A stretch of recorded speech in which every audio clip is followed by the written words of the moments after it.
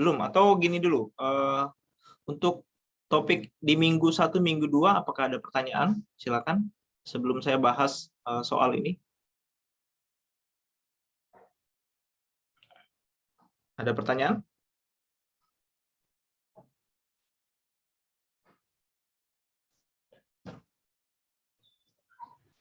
Izin bertanya, Pak. Ya, silakan. Siapa ini? NIM 1 Sebastian, Pak. Sebastian, ya. Ini Pak, yang di aplikasi pada AC Bridge ini Pak. Di sini kan Bapak ada buat komponen kayak simbolnya AC Bridge gitu Pak. Ini itu maksudnya alat atau gimana Pak AC Bridge ini Pak?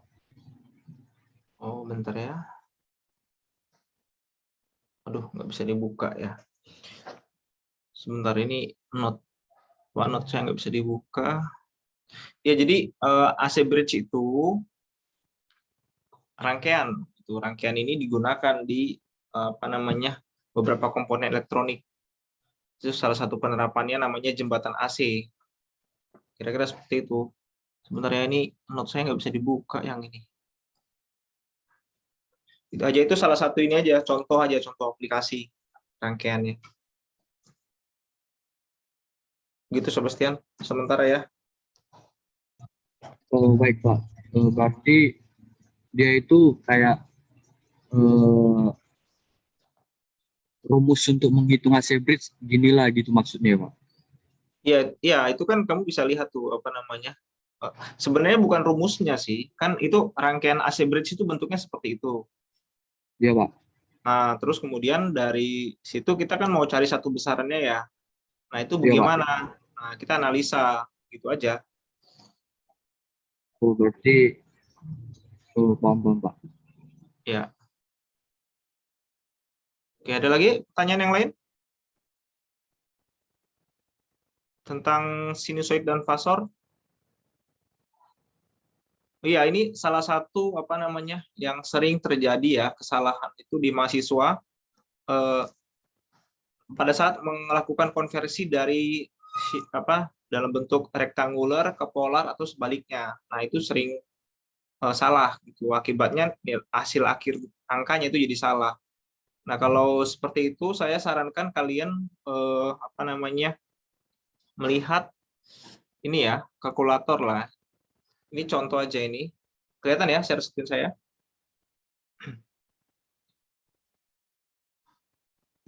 Halo? Kelihatan Pak. Ya, jadi di sini ini kan searching aja convert polar to rectangular gitu aja atau sebaliknya lah. Nah, jadi di sini kita bisa verifikasi misalkan kalian ini bilangan realnya ya.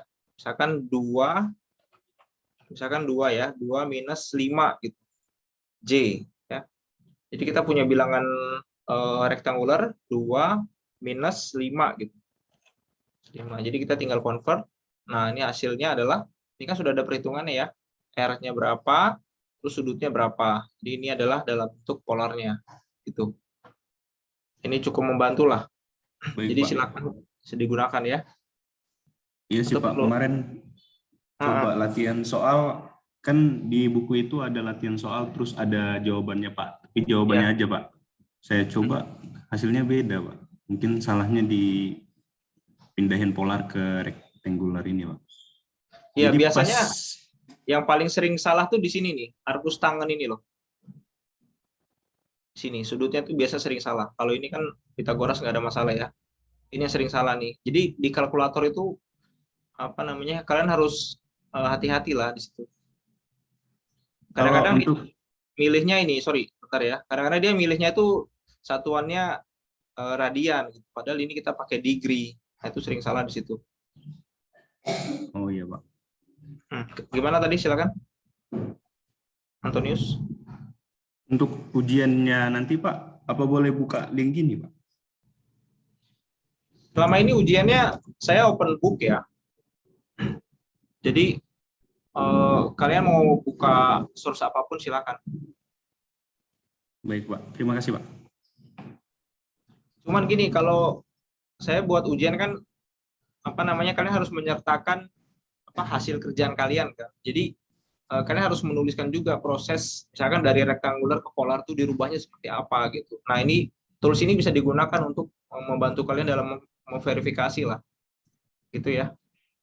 Baik Pak, siap Pak. Ada lagi pertanyaan yang lain? Itu saya share ini ya, linknya di grup di chat.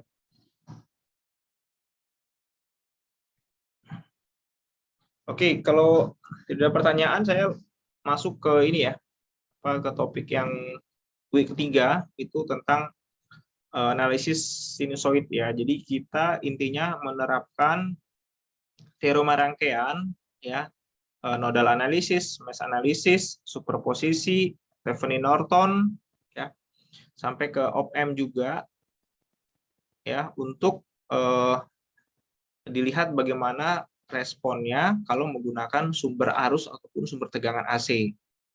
Nah, ini saya mungkin sambil ini aja lah, sambil jelaskan ya. Kalian sudah punya catatannya. Jadi di sini kita bisa lihat, ini kita punya sumber tegangan ya, 20 cos 4T volt. Kemudian ini ada sumber arus, nilainya adalah 2IX. Ya, di sini 2IX. Nah, IX itu adalah arus yang mengalir di komponen 0,1 farad. Nah, ditanya berapakah arus IX tersebut. Nah, ini kan gampang ya, kita pakai analisis nodal aja, tapi kalau di part dulu kita langsung aja masukkan nilai-nilainya ya. Tapi kalau di sini kita harus ubah dulu ke domain frekuensi semua. Ya, domain frekuensi. Nah, jadi bisa lihat di sini ya, yang 20 cos 4T ini kan sudah dalam bentuk cos ya. Ya, berarti kalau gitu kita langsung buat dalam bentuk polarnya 20 sudut. Nah, ini kan biasanya kan kalau cos itu 4T plus ada sudutnya gitu kan. Ini sudutnya nggak ada, berarti sudutnya 0 ya. Kemudian catatannya di sini omeganya sama dengan 4 radian per sekon. Kemudian komponen induktor 1 Henry kita ubah ke dalam bentuk bilangan kompleks ya. J omega L, berarti omeganya 4, L-nya 1, berarti J4. Kemudian 0,5 Henry kita ubah juga, jadi dapatnya J2. Kemudian kapasitornya 0,1 farad, kita ubah lagi ke bilangan kompleks ya, 1 per J omega C sama dengan minus J 2,5. Oke, nah kalau udah seperti ini, kita tulis saja rangkaiannya ya, yang rangkaian yang di atas, tapi kita ubah angkanya, ini ya sudah dalam bentuk bilangan kompleks semua, dan bilangan polar ya. Jadi kita tadi yang awalnya domain waktu, kita ubah semua ke dalam domain frekuensi. Jadi rektangular sama polar ini adalah domain frekuensi. Nah, kemudian karena kita mau pakai nodal analisis ya, masih ingat ya, nodal analisis. Jadi kita buat node. Di sini ada node 1, kemudian ada node 2. Nah, di node 1 kita terapkan KCL ya, arus yang masuk sama dengan arus yang keluar. Nah, silakan kalian membuat asumsi kemana arah arusnya, kemana arah keluar. Nah, di sini IX-nya kan sudah ditetapkan arahnya ke bawah. Nah, berarti kita tinggal tambahkan ini arah panah, saya asumsikan dia ke kanan, ya biar sesuai dengan sumbernya di sini positif ya, berarti dia arusnya keluar dari kutub positifnya ke kanan. Kemudian yang di sini saya asumsikan dia ke kanan juga, berarti KCL di node 1 yang bagian sini ya.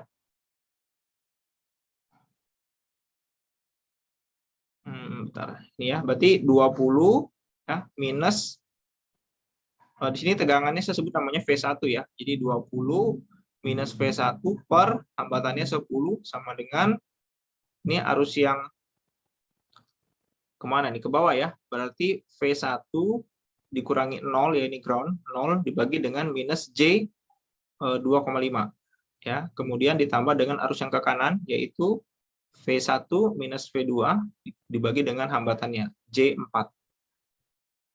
Oke. Nah, jadi kita dapatkan ini adalah persamaan 1. Ya, kemudian persamaan 2 juga sama. Ini arusnya masuk ya. Sorry, ini saya belum buat arah arusnya. Jadi ini ke atas, masuk. Kemudian ini arusnya juga ke kanan ya, yang sebelah sini ke kanan. Jadi 2IX ya, plus V1 minus V2 per J4 ya. J4 sama dengan arus yang keluar. Keluar adalah V2 minus 0 dibagi dengan J2. Oke ya, seperti ini. Kemudian dari sini kita juga lihat bahwa IX ya, pada rangkaian IX itu adalah V1 dibagi dengan minus J2,5 ya. Jadi kita ganti si IX-nya di sini ya, kita ganti sehingga dapatnya seperti ini. Kemudian kita sederhanakan, dapatnya ini ya, 11V1 tambah 15V2 sama dengan 0. Nah, di sini kita punya persamaan 1 dan persamaan 2 ya. Ini persamaan 1 dan persamaan 2. Nah, kemudian si persamaan 1 dan persamaan 2 ini kita buat aja dalam bentuk matriks ya. Jadi biar lebih gampang. Ini matriksnya. Untuk membuat matriks apakah ada yang masih bingung?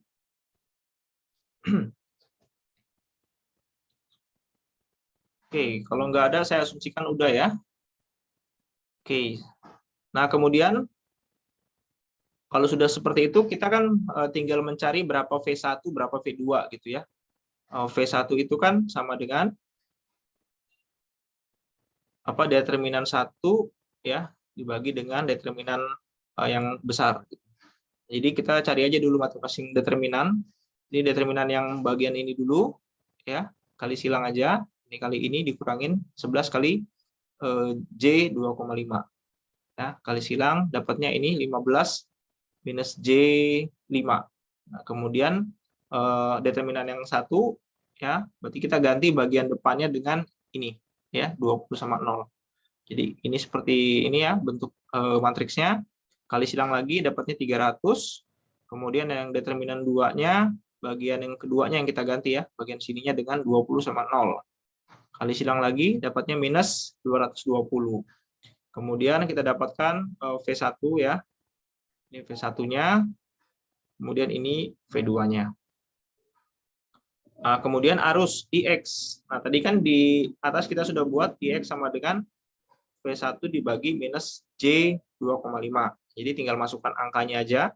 V1-nya ini dibagi dengan J2,5. Nah, ini kita melakukan perubahan dari rektangular ke polar ya.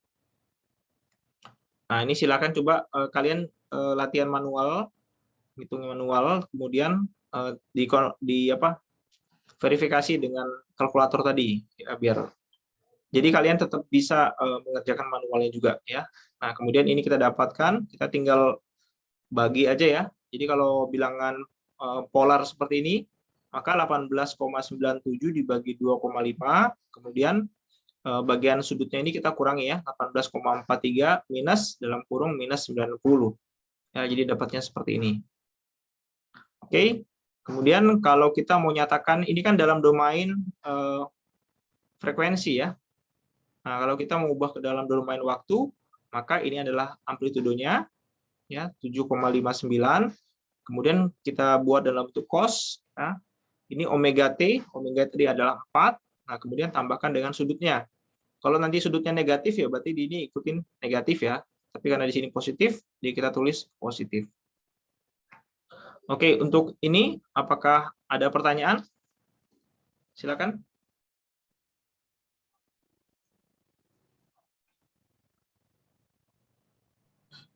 Izin bertanya, Pak.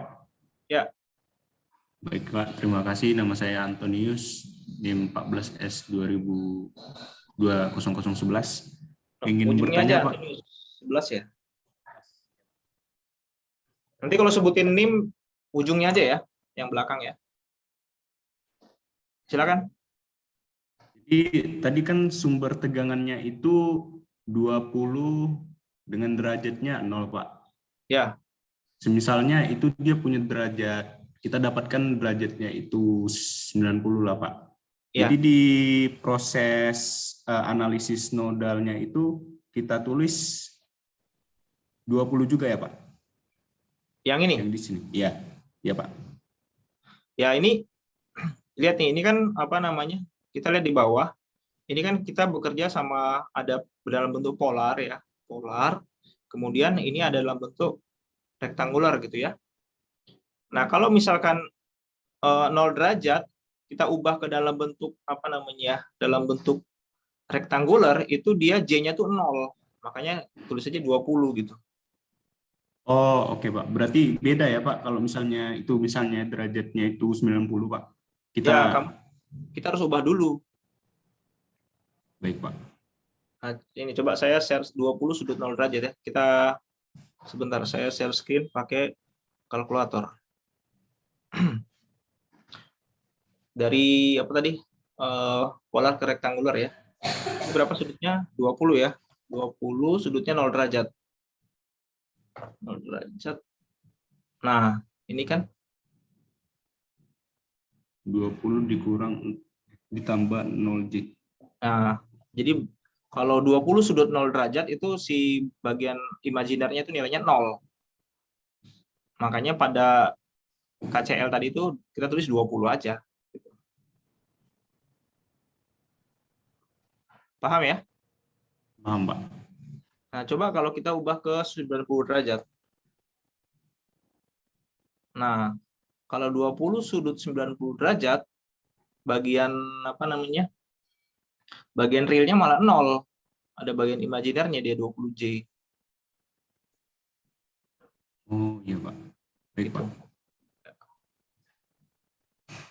Oke, pertanyaan bagus. Ada lagi yang ingin bertanya? Silakan. Atau lewat aja nih? Udah pada paham ini? Halo? Gimana? Bisa kasih respon di kolom chat dong? Biar saya tahu kalian sudah paham atau belum. Oke, beberapa sudah respon. Oke, kalau gitu saya lanjut ke yang nomor 2 ya. Nomor 2. Coba deh, daripada kalian sambil nonton aja, coba sambil buat rangkaian ini. Silakan. Ya, jadi biar sambil latihan juga. Jadi di sini ceritanya kita mau menyelesaikan rangkaian ya, menentukan berapakah I0. Oh, bentar, I0-nya ini yang sebentar ya. Minus I2. Minus I2. Oke. Berarti di sini I0 yang ini ya. Ini kan I2 berarti I0 yang di sini. Nah, ini dia I0-nya.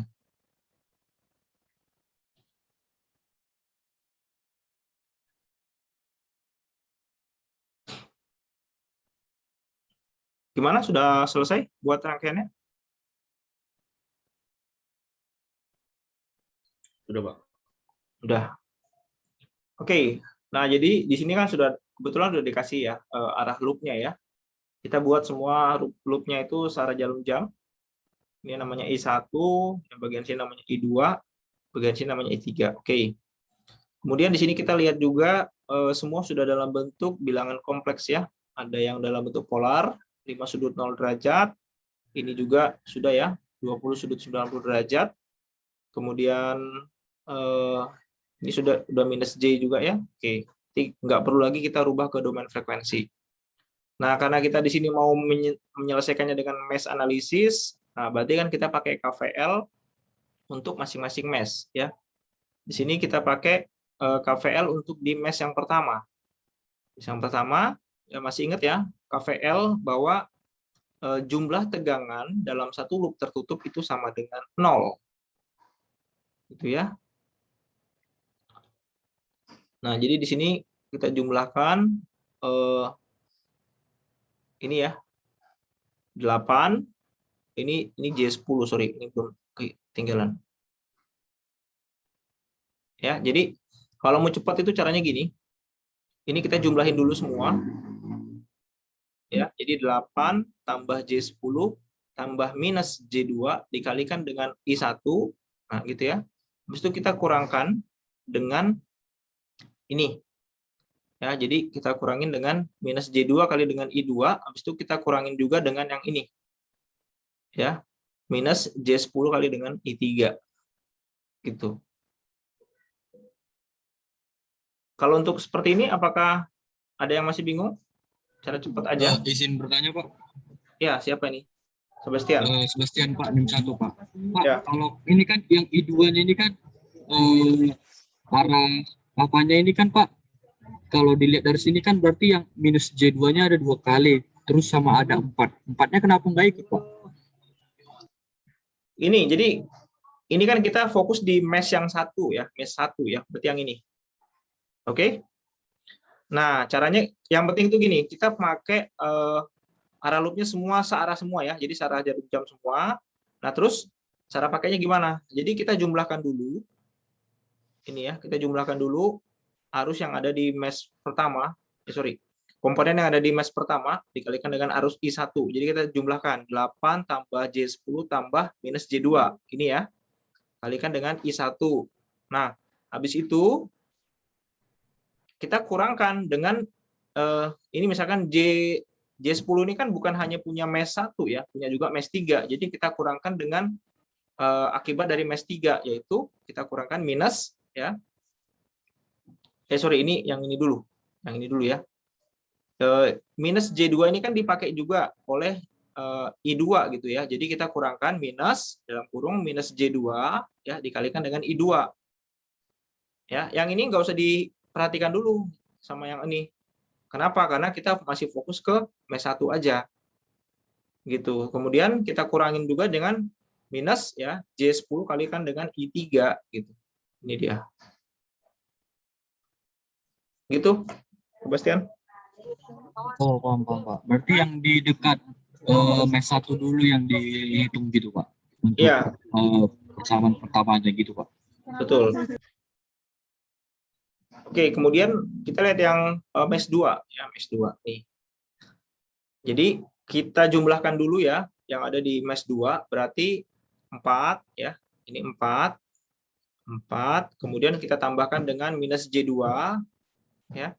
Kita tambahkan juga dengan minus J2 gitu ya. Nih, kalikan dengan I2. Oke, sampai sini jelas ya. Nah, kemudian kita kurangi dengan komponen yang dipakai oleh mesh yang lain. Nah, ini kan dipakai juga di I1 ya, berarti minus ya kita kurangkan dengan minus J2, ya ini minusnya tetap, kemudian minus J2 kalikan dengan I1.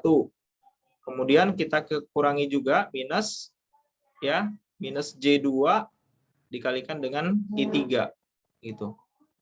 Terus ini kan baru komponennya aja. Nah, di sini ada sumber sumber tegangan. Nah, kita lihat ini kan loop kita tuh arahnya begini ya, searah jarum jam, berarti kita ketemu kutub positif dulu. Maka di sini kita tulis plus 20 sudut 90 derajat.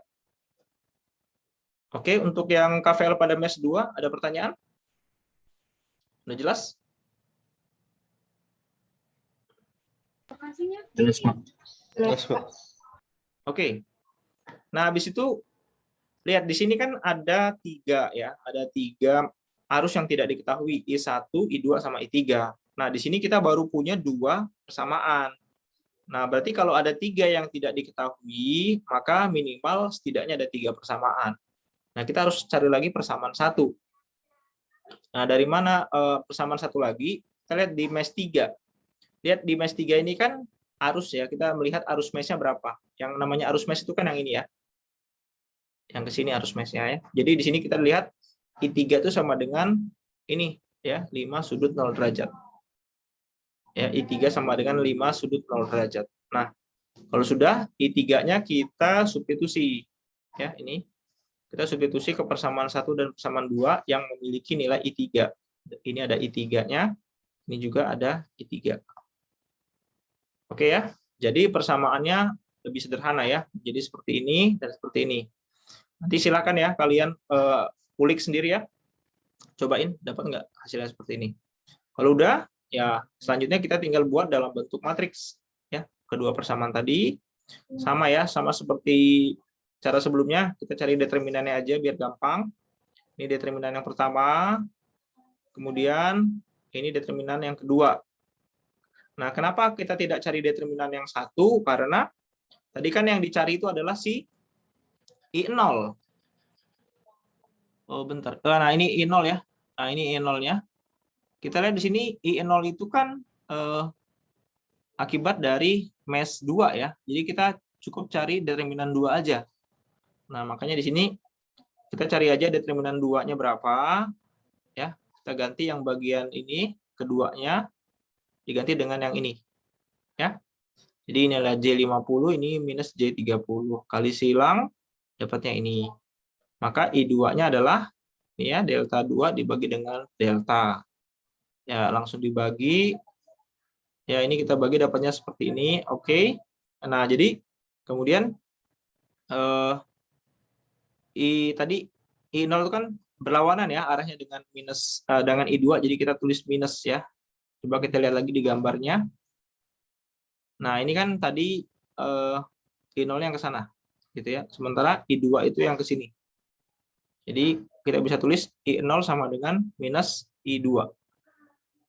Nah, seperti itu ya. Nah, ini kan dalam bentuk apa? Domain frekuensi ya. Nah, kalau kita mau ubah ke dalam domain apa namanya fasor,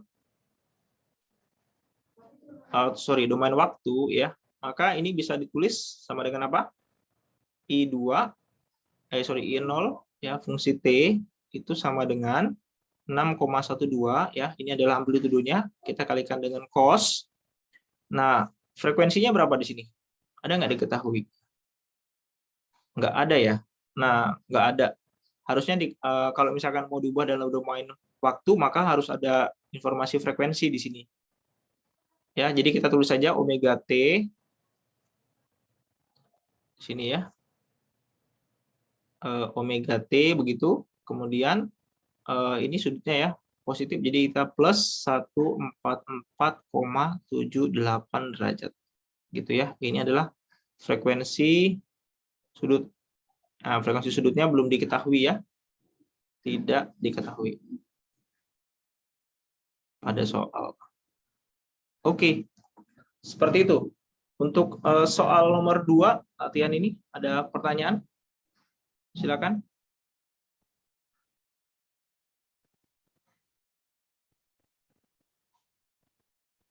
Ada?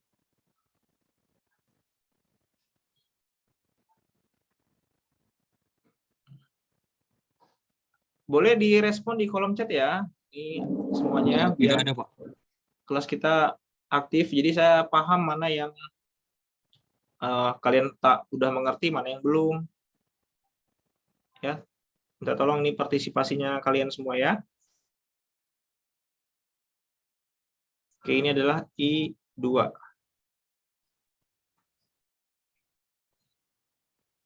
Oke, kemudian kalau tidak ada pertanyaan, saya lanjut yang ketiga. Yang ketiga ini kita diminta untuk menyelesaikan ya, menyelesaikan suatu rangkaian, tapi menggunakan prinsip superposisi. Ya, untuk mendapatkan nilai dari Vx. Nah, Vx itu adalah nilai tegangan yang ada di sini. Ini adalah si Vx-nya ya. Jadi tegangan di komponen 16 ohm.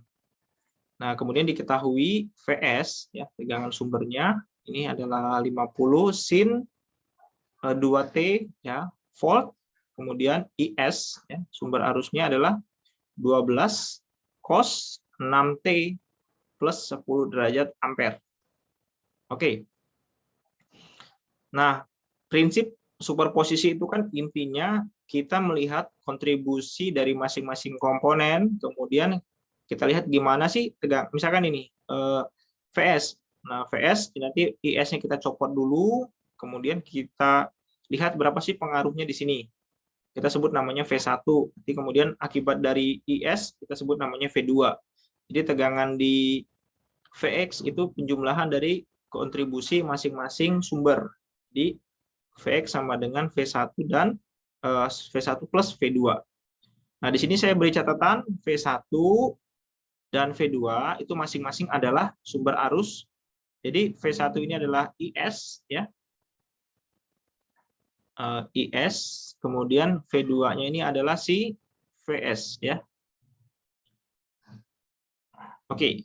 Nah, sekarang kita terapkan prinsip superposisinya di sini. Oke. Nah, yang pertama untuk V1. Nah, tadi kan omeganya itu sini ya. V1 itu berarti yang IS. omeganya kan ini 6 ya, 6 radian per sekon.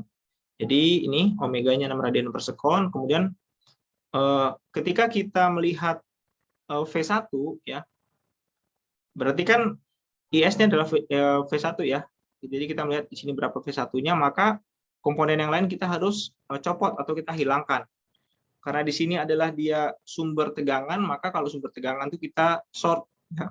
Jadi di sini seharusnya ada VS, tapi VS-nya kita shortkan, kita sambungkan begini. Ya, maka rangkaiannya seperti ini.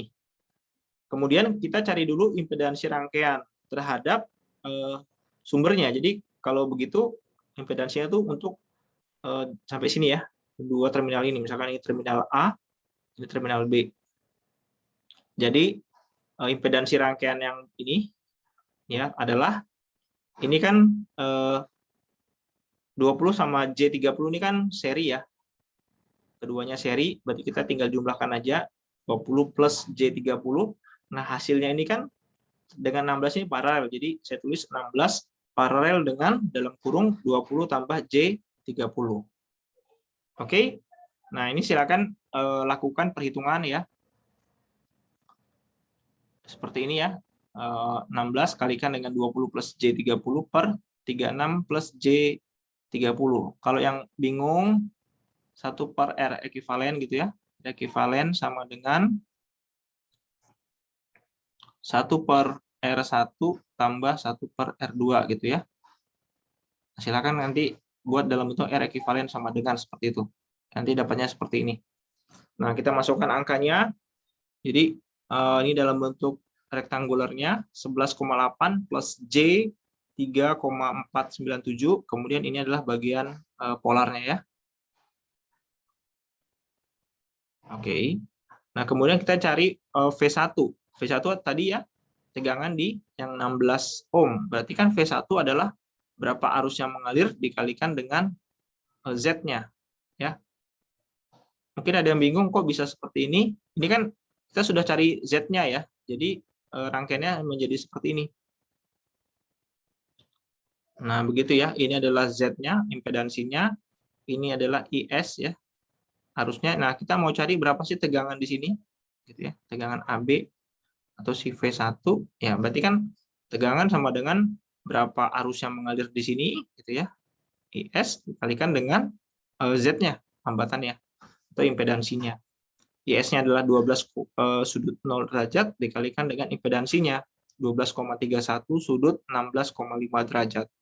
Nah di sini kalau perkalian, berarti kan tinggal apa namanya dikali ya, atau ini kalau mau kalian ubah dulu ke dalam bentuk rektanguler silahkan, nanti silahkan dicek ya hasilnya ini 147,7 sudut 26,5 derajat.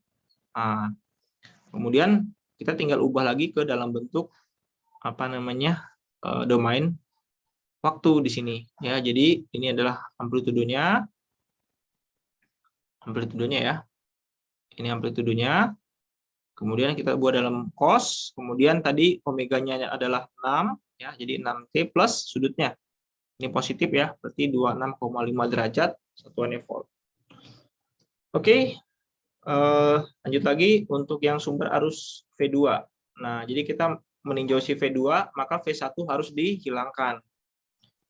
Jadi sebentar ini saya pindahkan dulu. Nah, ini kan tadi rangkaian awalnya seperti ini.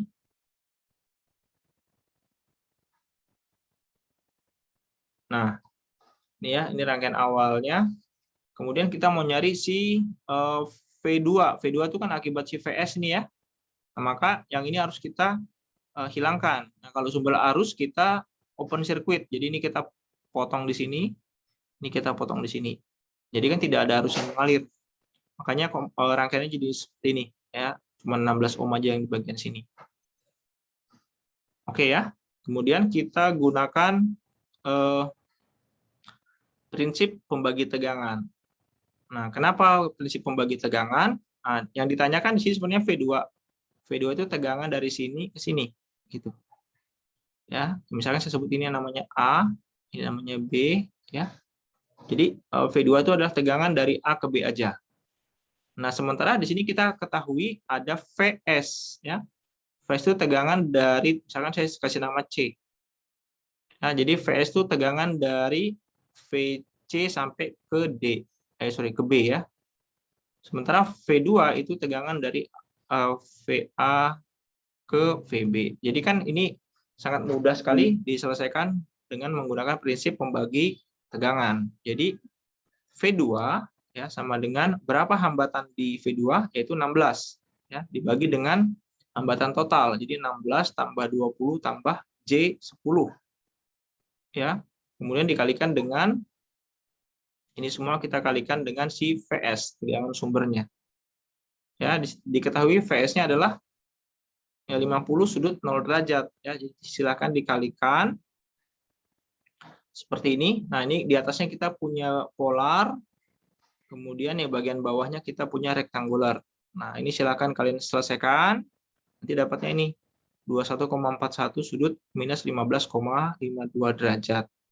Nah, kemudian kalau kita ubah ke dalam bentuk domain waktu ya, di sini domain waktu T, maka ini adalah apa namanya? Amplitudonya. Kemudian ini karena tadi di awalnya adalah bentuk sin ya, si apa namanya? Si sumbernya ya. Kita lihat lagi kan tadi sumbernya dalam bentuk sin ya. VS-nya itu bentar, VS. Nah, ini ya, VS sama dengan 50 sin. Jadi kita biarin aja dalam bentuk sin dia. Nah, maka kita dapatkan ini 21,41 sin. Nah, ini omeganya 2 ya. Kemudian sudutnya minus 15 ya, 0,52 derajat. Oke. Jadi Vx itu tadi kan sama dengan Vx sama dengan V1 tambah V2 ya. Jadi kita tinggal tambahin aja. Ini adalah V1-nya ya. Kemudian plus yang ini adalah si V2-nya. Oke. Sampai sini apakah ada pertanyaan?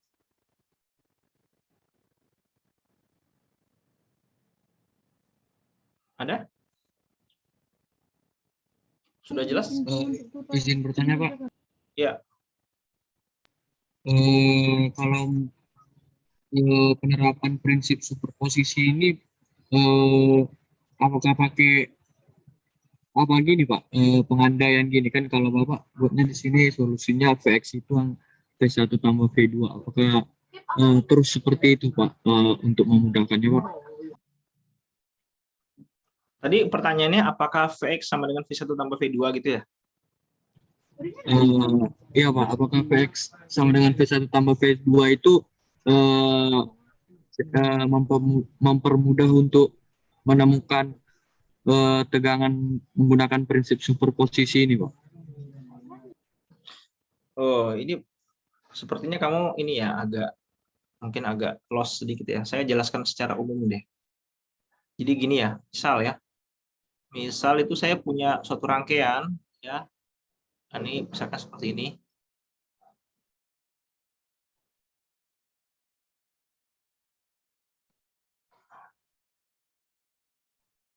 Nah, misalkan begini ya. Ini misalkan sumber arus, saya sebut namanya IS ya. Ini VS, VS1, VS aja deh. Ini tegangan namanya VA gitu. Nah, yang diminta tuh berapa sih tegangan di sini misalkan. Di komponen ini. Plus minus ya. Misalkan ini saya sebut namanya VF. Jadi ditanya berapa VF gitu. Nah, di sini saya kasih beberapa komponen ya. Nah, lihat ya kan, ini logikanya gini. Tegangan di VF itu kan kontribusi akibat tegangan ini sama tegangan dari sini sama tegangan dari sini. Sampai sini kita sepakat, Sebastian? Sepakat, Pak. Oke. Ya. Nah, sekarang gimana sih prinsip superposisi itu? Nah, prinsip superposisi itu intinya adalah kita melihat kontribusi dari masing-masing tegangan.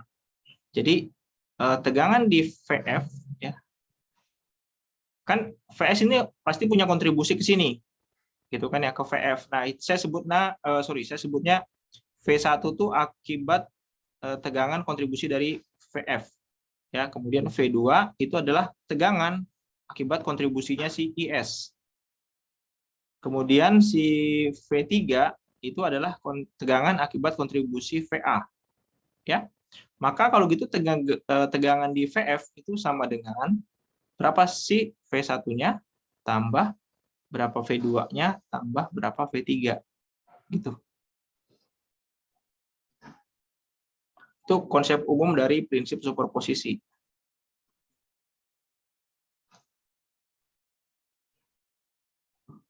Gimana, Sebastian?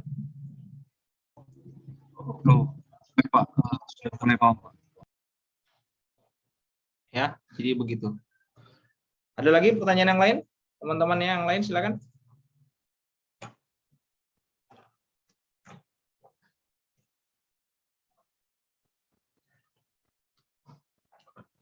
Sudah cukup ini? 3 soal ini sudah paham?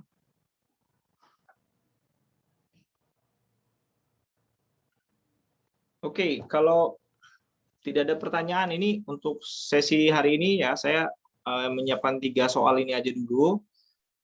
Ini next silahkan kalian pelajari untuk yang teorema Thevenin-Norton dan op-amp, ya.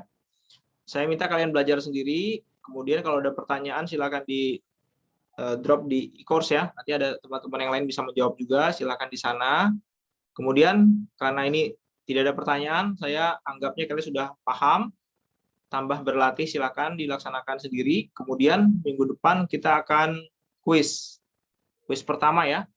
Topiknya dari awal sinusoid fasor sampai ke terakhir tentang sinusoid dan fasor untuk yang ini Thevenin-Norton gitu.